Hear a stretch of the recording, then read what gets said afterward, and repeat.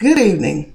Welcome to Issues and Answers. I'm Georgia State Representative Valencia Stovall of House District 74, which takes up portions of Morrow, Lake City, Forest Park, College Park, and Riverdale.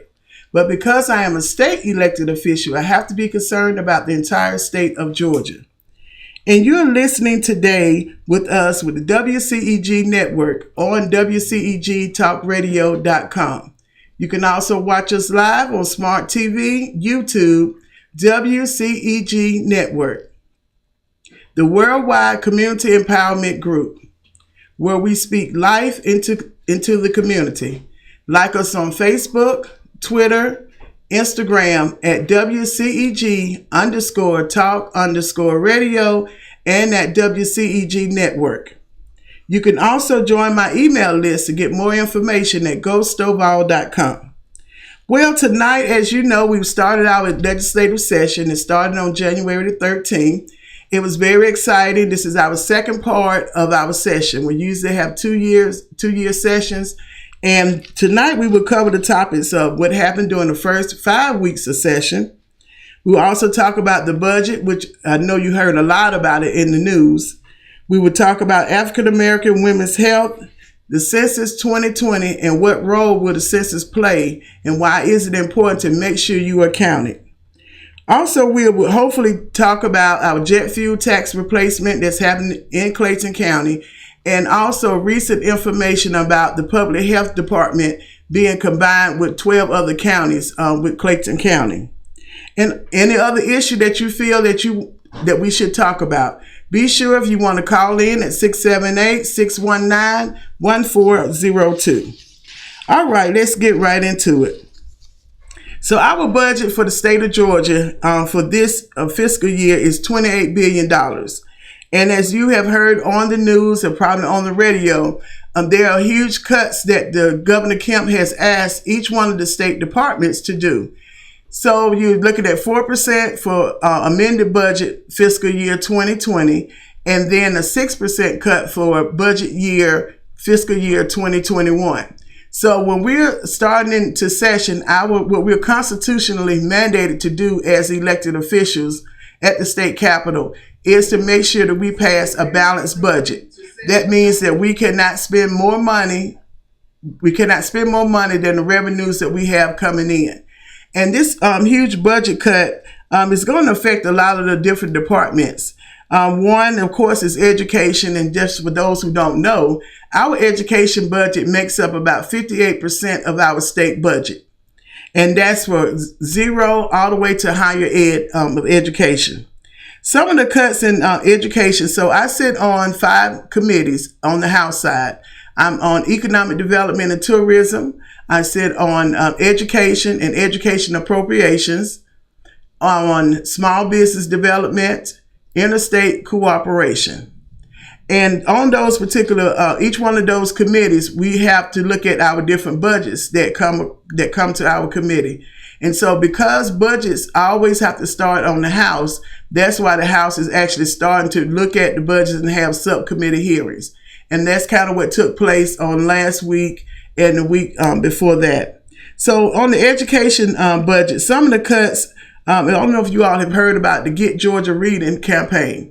We're in the state of Georgia, according to Deloitte consulting firm. They did a study back in 2017, and they said by 2018, 65% of our students will not be reading at 3rd grade reading level, which is very astonishing. And also as a result, you will have over 800,000 people that would not qualify. These are adults that would not qualify for automated jobs because of their reading level.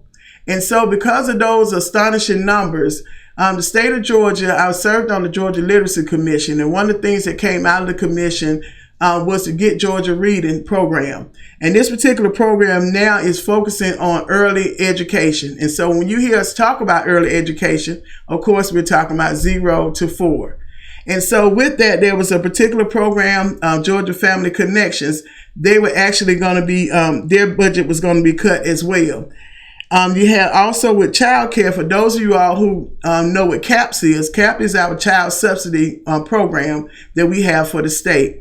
And so that allows parents who might have a limited income to be able to allow their children to go to early learning centers at a reduced or zero cost to the parents. And with that, we have right now 50,000 children enrolled in our early learning centers or child care centers. There was a cut that could potentially happen in that department. Right now, our CAP program is only servicing about 14% of the children that are eligible to be enrolled. You heard it right, 14%. So there's more room that more children can be enrolled. And if we're talking about for the state of Georgia, that we want to make sure our students are graduating on time and that they are literate when they graduate, we have to start with our early learning centers. And with that, we have to make sure that there's not a lot of money that's cut out of that particular budget. Also in the education budget, there were cuts to RESA program. RESA is a regional education service agencies, and they're the ones that support our local school districts. So when we had our different hearings, we heard from experts, even over in the healthcare, there were cuts there. There were also cuts that were going to be made to our public defenders department. And as you know, our public defenders is what we call a balance when it comes to justice, because those individuals who can't afford to have an attorney, you always hear one will be appointed to you. Well, if there's a cut in that particular department, someone will not get an attorney. So those are some major issues that are going on with the budget. So right now, the subcommittees have had their hearings actually on Thursday, and on tomorrow will be our next day, our next full day in session, where we will also be having additional budget hearings in the morning. And you're always welcome to listen live streaming. All of our meetings are live streaming on the House and the Senate. If you go to house.ga.gov and click on video broadcasting, when we start session at 10 a.m., you'll be able to listen. Or if we have those committee meetings, like our rules and budget hearings, you can also listen in on those committee meetings as well. Also, I want to announce, this is not on the education topic, but the state farmers market. So some of you all may know that about 2 years ago, I was the chair of the House Study Committee for the Revitalization of the Atlanta State Farmers Market. And a couple of recommendations we made out of that committee. I'm happy to say that committee did an outstanding job, and we were able to recommend that there was millions of dollars set aside for renovation at the State Farmers Market. And the latest thing that happened this year, that we have a new sign on Forest Parkway, and that sign reads Atlanta / Clayton County Produce and Terminal Market. With a Georgia grown sign on it. And so that's very exciting, because many people thought that the State Farmers Market was located in Clayton County, in Atlanta, but it was actually in Clayton County. So we're glad that Clayton County now has our recognition for the State Farmers Market. And we appreciate Commissioner Black and his team for being able to do that.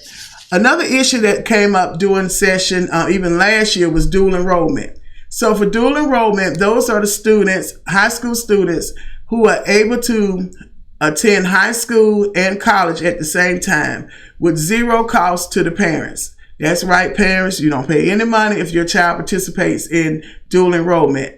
And you could get more information by contacting your school's counselor's department for dual enrollment. But the big issue was being able to cut dual enrollment for 9th and 10th grade students. Right now, they are allowed to attend four-year colleges or technical colleges. And so one of the debates that we're having, and we'll be continuing to have, is what do we do with the 9th and 10th graders who will no longer be eligible or be able to participate?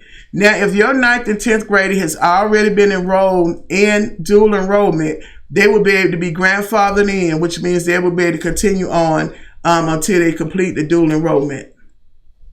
And so be on the lookout for that. If you're one of the parents who have kids in dual enrollment, make sure you're contacting your school to find out more information. Another issue that came up outside of session are charter schools. So as everyone knows, and if you don't know, I am a strong supporter of charter schools. I believe that parents should have choice and where they allow their children to attend school in the state of Georgia. And so with charter schools, you have locally authorized charter schools, and you also have state commissioned charter schools. The locally authorized are the ones that the local school district decides to allow them to operate because they're offering something that is not offered already in that particular local school district. And so there were some issues that came up with state health benefit plan for the local charter school, which was 7 pillars. All right. And so with that, there are a lot of cleanup issues that we would have to do with some of the charter school issues. And so we have a call. Introduce your show and your name. Okay. I'm State Representative Valencia Stovall on Issues and Answers on WCEG Network. Yes, caller. Yes. Yeah, I just want to say I stopped watching season 2 of Star Trek Discovery. I just could not. Click that off. All right. Well, I'm sorry, sir. We're not on season 2 of Star Trek. We're actually talking about the Georgia legislative session. Thank you for calling, though. I'm sorry. No problem. All right. Well, we appreciate that call that he does listen to, was listening to Star Trek. But we are talking about Georgia legislative session now. All right. So next, we talked about with charter schools. And charter schools, just so that everyone is very, very clear, it is a public school, which means that there's no tuition that's charged for any student who attends a charter school in the state of Georgia, even in the United States.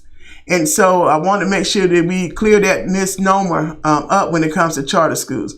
And the reason that charter schools exist is because, like I said earlier, they offer a curriculum that the current school district does not offer. And there is a lottery because the charter schools are limited to how many students they can accept into the school.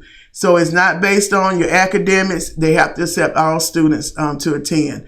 But getting back to about the state health benefit plan.